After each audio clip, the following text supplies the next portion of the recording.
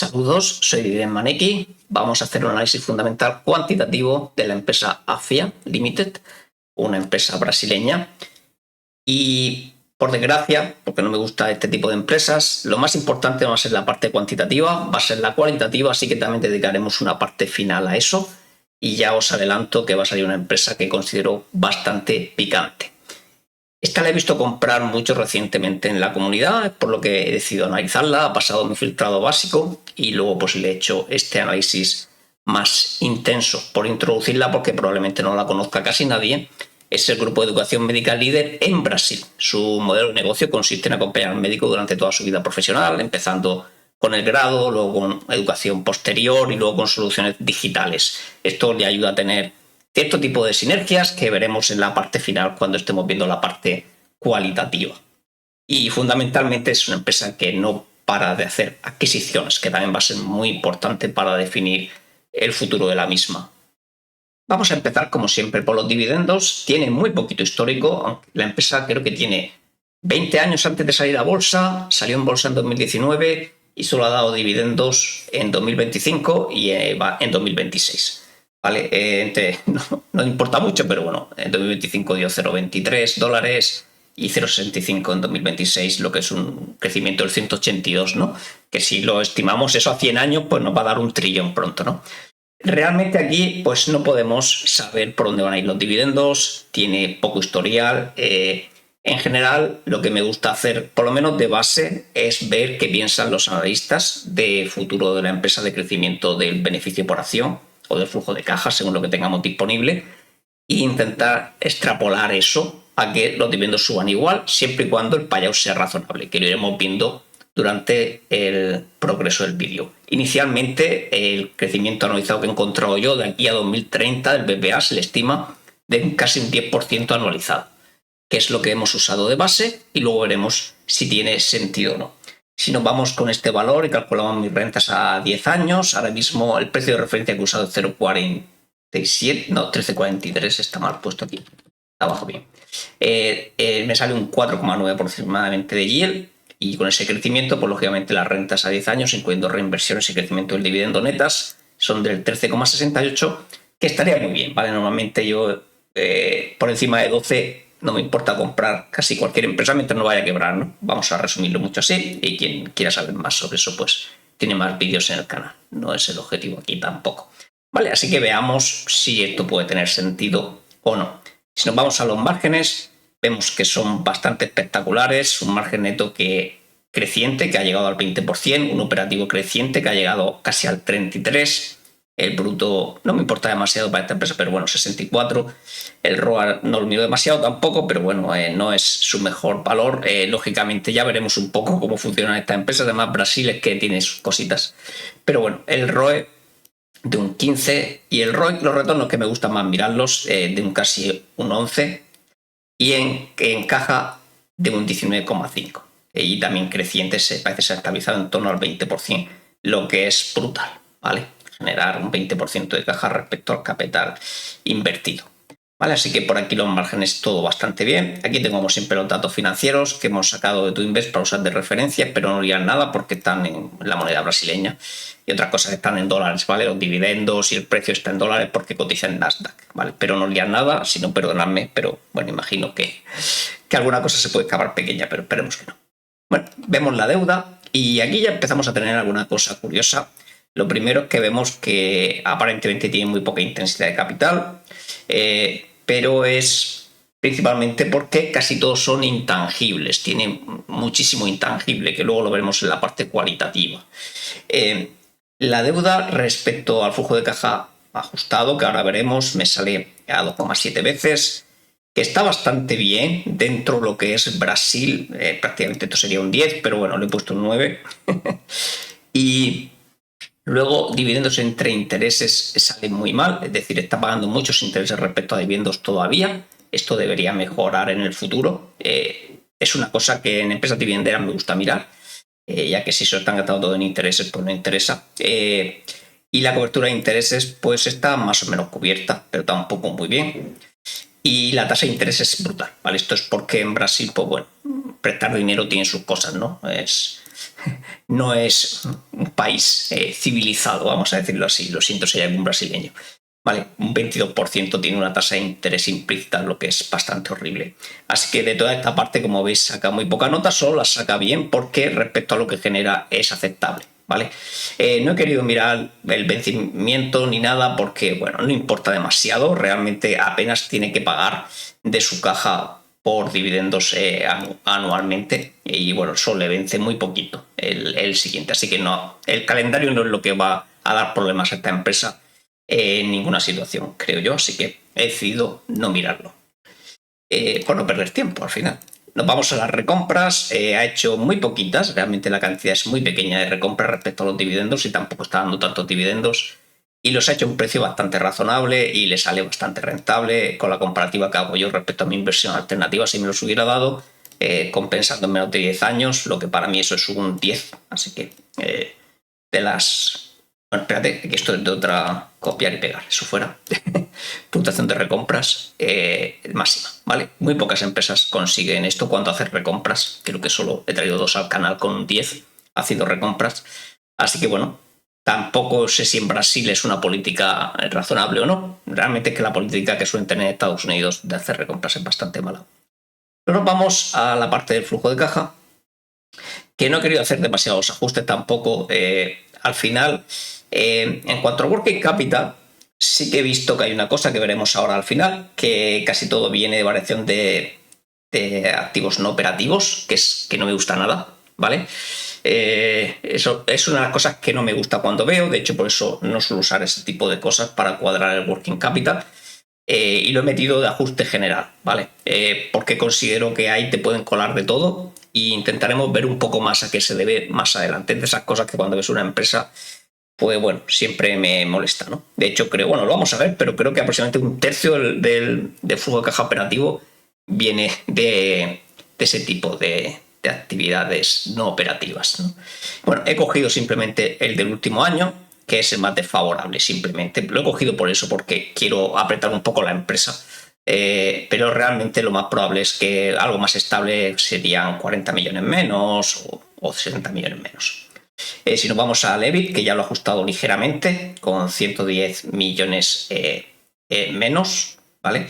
Se nos queda luego, bueno, este es el NOPAT, con los impuestos, que ya podemos ver que no ha pagado muchos.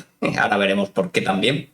Y bueno, que aquí están los impuestos, ¿no? 92 millones solo, lo que es bajísimo. Así que esto ya es una señal que deberíamos vigilar. Lo explicaré luego. Interés es una salvajada, pero ha tenido bastantes ingresos de interés e inversión. No he querido ver dónde vienen, me da igual, 187 positivos. En cuanto a depreciación, amortización es más baja que el CAPEX que tiene, incluso no teniendo los amortización de intangibles, que tiene muchísimos también. Pero bueno, básicamente fijaos que la depreciación de amortización total son 331 millones contando intangibles. La depreciación normal sin intangibles de 190 y se ha gastado en CAPEX total 166, así que lo voy a considerar todo de mantenimiento y no voy a pensar mucho más, ¿vale? Voy a considerar que no tiene CAPEX de inversión y simplemente tiene las inversiones, que es como parece funcionar mal la empresa. Y bueno, me sale un free cash flow de 744, que con las acciones que tiene me sale a 8,16 por acción. Vale, esto es mucho menor que lo que le sale a la propia empresa, como ya lo hace, pero bueno, creo que prefiero usar el valor más bajo. ¿Vale?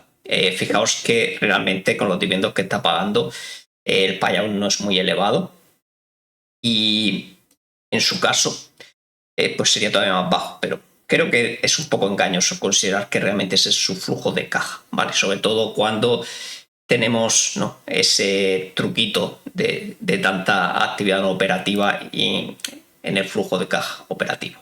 Y bueno, si lo vemos con una gráfica, pues es muy sencilla, porque además lo he cuadrado con el ajuste, no he querido buscar las cifras pequeñitas, eran como 100 millones, que qué importa, no va a ir en eso. Y bueno, podemos ver que nada, muy escalonado, pero es la gráfica más directa que he visto de todas, ¿vale? Partimos de los 1.500, 160 de mantenimiento, 180 de working capital. Esto creo que está bastante favorable y puede ser un poquito menos que mayoría de años. Aquí está ya con la diferencia de lo positivo que ha tenido de inversiones. Si no, recordad que serían casi 400 en intereses para 146 en dividendos Esto es algo que no me gusta ver, pero debería ir cambiando con los años. No porque bajen los intereses, que no creo que lo hagan, a no ser, bueno, ahora veremos, pero los dividendos deberían subir. Deuda ha pagado muy poquita, la que le vencen los años. Ha recomprado un poco de acciones, cero CAPEX de inversión. Este año ha hecho muy pocas adquisiciones. Esto es lo más bajo del histórico que tenemos aquí de 5 años. ¿Vale? Si vemos las adquisiciones, ha tenido hasta 10 veces más en 2021. Y luego, pues todas son mayores, ¿no? 301, 907, 700 y pico. Y este es el que menos adquisiciones ha hecho. Algunas inversiones por aquí y ha guardado 214 millones en caja, ¿vale? Y ya está. Esto es muy simple. Aquí, como digo, es que no hay mucho que mirar. Aquí no va a estar la parte importante. Simplemente haciendo esto, pues hemos visto algunas cosas que habría que estudiar, ¿no? Porque se basa tanto en adquisiciones, porque paga tan pocos impuestos, porque, bueno, los intereses tan altos ya los hemos explicado, aunque lo vamos a ver un poquito más también. Y bueno, ¿y de dónde vienen todos esos activos no operativos que es un tercio del flujo operativo, ¿no? Eso es todo lo que hay que ver. Antes de pasar a ver eso, vamos a concluir lo que hemos visto en las cifras simplemente, calculando la calidad como la calculo, a nivel dividendos. Pues bueno, el payout, como yo lo he ajustado desde un 44, si lo hacéis con sus cifras es extremadamente ridículo y bajo, pero de todas formas no lo consigo creciente, y le da la máxima puntuación a la evolución del payout, aunque tenemos pocos años, porque parece que lo va a tener siempre controlado como está funcionando. Pero bueno, tiene un 0 porque no tiene historial, así que en la otra parte, así que da igual, la deuda se ha quedado a mitad. Si no fuera Brasil hubiera tenido seguramente un 10, pero es Brasil y tiene algunas cosas problemáticas. Las recompras un 10, los márgenes se quedan en un 10 y los retornos un poquito peores porque el ROIC es algo bajo, pero también bien, ¿vale? La generación de caja ha sido bastante bien y bueno, tal vez puede ser por lo que hemos comentado antes de que la caja la tiene tal vez un poquito inflada, ¿no? Pero bueno, al final hemos ido a un valor bastante conservador. Me sale una calidad media, 6,71 es una puntuación bastante alta. Luego vamos a ver las razones cualitativas. Yo creo que no consideraría calidad media. Esta empresa considera una calidad normal y picante. ¿Vale? En este caso, yo si fuera una empresa que no tuviera cosas raras, le pediría solo un 9% de CR y hemos visto que nos salía un 13,68 si consideramos este crecimiento. La cuestión es que este crecimiento seguramente se basa en que todas las inversiones las haga bien y le sigan saliendo bien, así que seguramente es demasiado. Lo que pasa es que creo que es imposible para nosotros acertar cuánto crecimiento va a tener, ¿vale? Si la consideramos calidad normal, pues para que nos merezca la pena, a lo mejor nos tenemos que ir. Con que crezca un 6, ya creo que nos podría ser algo razonable e idealmente pues mucho más, ¿no? Si nos queremos ir al 12, pues que igualmente tiene que crecer al 8,2, ¿vale? Así que bueno, aquí ya cada uno decidirá en función de las cifras, ¿no? Si consideramos que la parte cualitativa no importa y que la empresa va a seguir como hemos visto y como las cifras indican, la empresa pues se puede comprar con bastante margen de seguridad, ¿vale? Vamos a ver ya la parte cualitativa. Bueno, esta es mi pestaña cualitativa donde he puesto los puntos que he visto más interesantes a la hora de profundizar un poco más en la empresa. Lógicamente he visto muchas cosas raras viendo las cifras, que es lo que menos me gusta tener que ver en una empresa. Prefiero que las cifras hablen por ellas solas y no tenga que pensar mucho más y que sea una empresa más sólida, no más conocida, ¿no? Pero bueno, no siempre hay así, ¿no? Y bueno, podemos empezar con la alta deuda, ¿no? Es una empresa con una deuda extraña, principalmente por cómo funcionan las deudas en Brasil, ¿no? Con esos tipos de interés tan elevados. Además, los intereses pues, le están subiendo bastante. Y también he visto que han cambiado sus propios límites de deuda, viendo los anuales. Inicialmente creo que solo querían estar a 1,8 veces deuda en el EBITDA y lo subieron por 3, ¿vale? Así que ya de por sí están diciendo que, bueno, que para cómo funciona la empresa todavía necesitan coger más deuda, ¿no? Y la mayoría de su deuda he visto que está ligada a la tasa de interés de Brasil, ¿vale? Lo que sería un peligro enorme si suben los intereses porque tiene una tasa ya enorme, ¿no? Así que ahí habría un riesgo bastante grande porque le bajaría muchísimo el flujo de caja en este caso, ¿vale? A mí en general que las empresas trabajen con la deuda neta EBITDA no me gusta demasiado. Estoy por hacer algún día un vídeo dedicado a eso, pero es que el EBITDA para mí es que no significa absolutamente nada, ¿vale? creo que era Munger el que decía que podías cambiar el EBITDA por bullshit earnings, porque vamos, es lo más falso que existe, ¿no? Pero bueno, aquí sería una de las cosas a controlar. Su deuda puede ser muy problemática si subieran los tipos de interés en Brasil, pero muy problemática. Luego he visto que tenía una provisión para insolvencias todos los años, que me ha flipado, ¿vale? Me ha flipado. Es una de educación de médicos. ¿Los médicos no pagan? Pues sí, no pagan. Y claro, lo he visto que la provisión de insolvencia le está subiendo muchísimo. Es decir, que está viendo que muchos médicos o mucho lo que le viene que le paga el gobierno no le está pagando a tiempo o a lo mejor no se lo va a pagar y está haciendo una provisión bastante grande, de 100 millones ya. Así que otra cosa un poco curiosa, ¿no? Pero bueno, al menos tiene provisión de insolvencia, que es mejor que no tenerla y que no te pague, ¿vale? Simplemente, pues esto ya está descontado y no nos lo están dando a nosotros. La empresa se lo está guardando para no tener problemas en otro año. Luego, el tema de los intangibles, ¿no? El 81% son activos intangibles y fondo de comercio. Eso quiere decir que ha pagado empresas pues, por encima de su valor contable. Vamos a resumirlo así por si alguien no sabe lo que es el fondo de comercio, ¿no? Y bueno, lo que pasa aquí es que si el comercio deja de ser rentable, la mayoría de los activos físicos que tienen no cubren su deuda ni nada, ¿no? Esto sería una situación mala, ¿no? Si pasa algo malo, este tipo de empresas no tienen nada que vender. Básicamente son casi todo marcas, cosas intangibles, etcétera, y que no podría conseguir demasiado por ello tal vez, sobre todo si se deteriora, ¿no? Y el riesgo de que se deteriore pues es bastante grande, ¿vale? Me ha parecido ver que bastantes de los analistas han considerado esto, ¿no? Que uno de sus riesgos también sería que en cuanto tengan que depreciar sus intangibles de forma severa porque no están consiguiendo de ellos lo que esperaban o dejan de tener gente apuntándose, etcétera, etcétera, o bajan lo que sea, ¿no? Al final, o que no compran sus productos o no siguen con sus cursos, o etcétera, todo lo que hace, el beneficio se puede desplomar bastante rápido. La caja ya depende, ¿no? El beneficio no siempre caja, ¿vale? Pero bueno, ya hemos visto que todos los años tenía intangibles, ¿no? Depreciándose. Y bueno, y aquí, pues bueno, esto pues, es otra cosa que quería comprobar porque se notaba también, ¿no? Tampoco creo que sea la más importante porque esto sería en situación de quiebra y si vamos a entrar en una empresa que tenga situación de quiebra, pues no entramos, ¿no? Igualmente.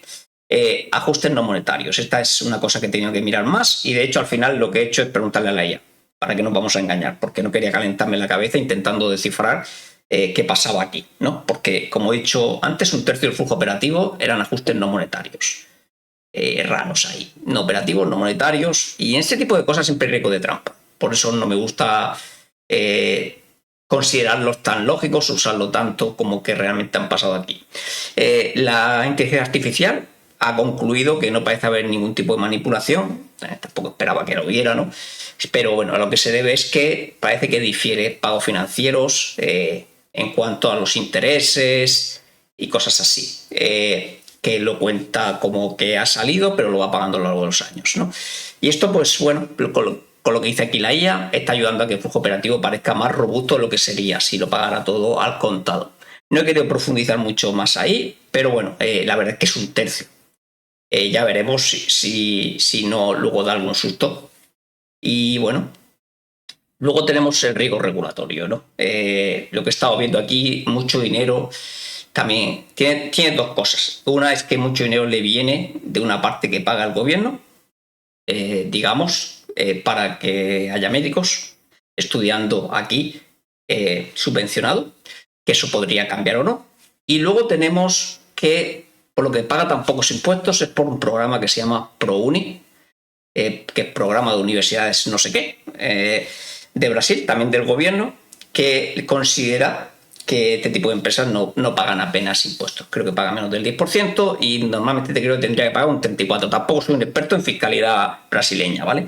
He hecho una estimación rápida y según en función, porque esto es complicado, me sale que si por alguna razón lo sacaran de este programa, podría perder entre un 20% en el mejor de los casos y un 42% en el peor de flujo de caja. Y si se diera el caso del rango alto, pues sería prácticamente la muerte de la empresa, le comprimiría mucho lo que puede hacer, prácticamente pagar intereses y ya está, ¿vale? No haría nada más.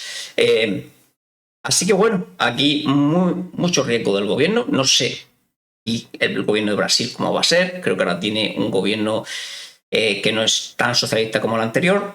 Lo que pasa es que este programa realmente es un programa que se podría considerar en parte socialista, ¿no? Porque está intentando promover, ¿no?, la universidad pública también, pero al final también es una forma de que una empresa privada esté ganando dinero. Así que, bueno, aquí depende de lo que quiera hacer el gobierno y creo que no podemos adivinarlo. Tampoco creo que sea muy probable que se vayan a meter a cambiar algo así, simplemente otro riesgo más. Y luego la empresa pues se basa en hacer adquisiciones de forma salvaje, ¿no?, integrarlas. Así que he hecho una pequeña tabla de las últimas adquisiciones que ha hecho, a las que he encontrado, con el pago total que hizo, aquí ya incluyendo el fondo de comercio, algunas pago de más, ¿no?, como hemos dicho antes. Y esta es la contribución que le ha dado aproximadamente anualizada cada una de estas adquisiciones, y esta sería la rentabilidad sobre lo que pagó. ¿Vale? La cuestión es que, claro, con los intereses de deuda que pagas en Brasil, es que no se pueden considerar que sean rentabilidades muy buenas. La única buena es la que he puesto en verde, ¿vale? Lógicamente, la que hizo en 2020, 20% está muy bien. Pero ya las dos siguientes, entre el 10 y el 13, pues tampoco son maravillosas cuando la deuda la estás pagando al 20 y tantos por ciento, ¿no? Y las tres últimas, pues claramente, pues bueno, todavía peores y sin mucho sentido. Lo que pasa es que sí que parece que la empresa suele hacer luego sinergias, ¿no?, entre ellas, ¿no?, y mejorar los márgenes de lo que compra y con el tiempo mejora también. ¿Por qué? Porque al final, como he dicho al inicio del todo, pues como que va siguiendo toda la vida del médico, ¿no? Entonces, a lo mejor comprar una cosa que no está dando mucha rentabilidad, pero hace que los médicos continúen luego en otra de las partes que tiene y luego con otra de las que tiene, y al final lo que hace es, bueno, una cosa concreta parece no estar dando mucha rentabilidad, pero gracias a cómo lo integra, al final le está dando en otras partes de la compañía, ¿no? Y también es algo que suele mejorar con el tiempo, ya que se gana más dinero de los médicos conforme se acercan al último año de carrera, ¿vale? No sé cuántos son en Brasil, 6, 5, 6, lo que sean, ¿vale? Pero conforme te acercas al final van ganando más y más dinero. Así que fijaos todas las cositas que tiene por aquí un poco extrañas. Es una empresa que todo su crecimiento depende de que estas adquisiciones le salgan bien.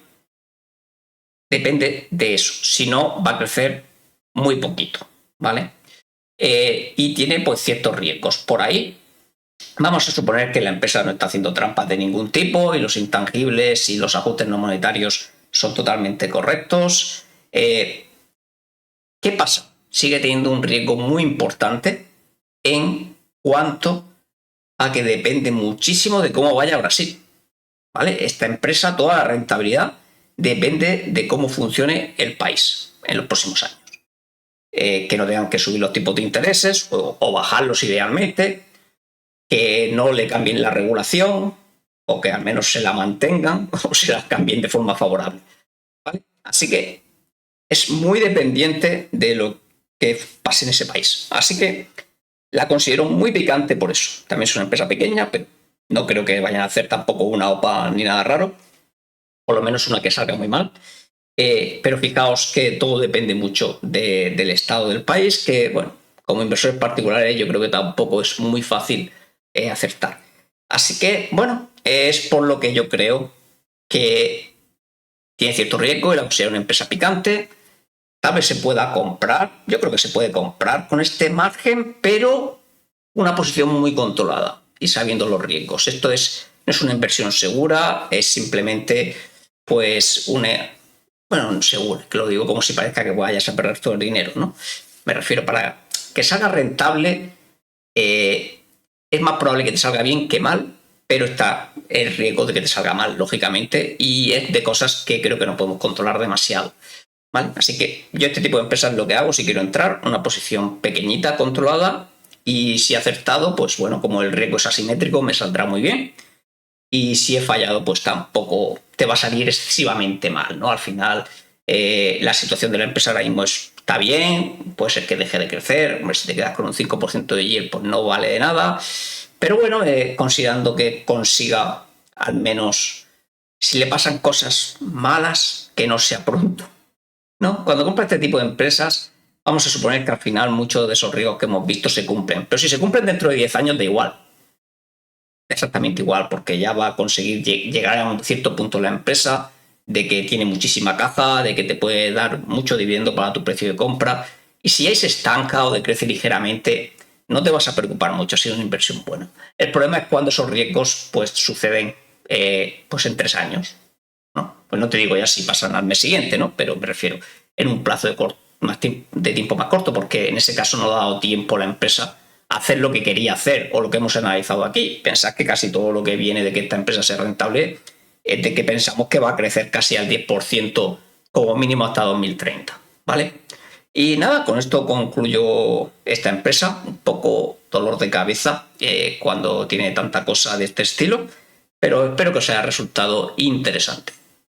Como siempre, antes de pasar a la despedida, vamos a mencionar a los miembros actuales del canal, Josemi, Neoban, Grom y Gudgenu. Muchas gracias por vuestro apoyo. Me alegra que creáis que mi contenido merece la pena. Y ya con esto me despido. Nos vemos en el siguiente análisis o en el siguiente vídeo que suba, que no va a ser un análisis, creo que me toca uno de estrategia. Y suerte en las inversiones, que eso es lo más importante.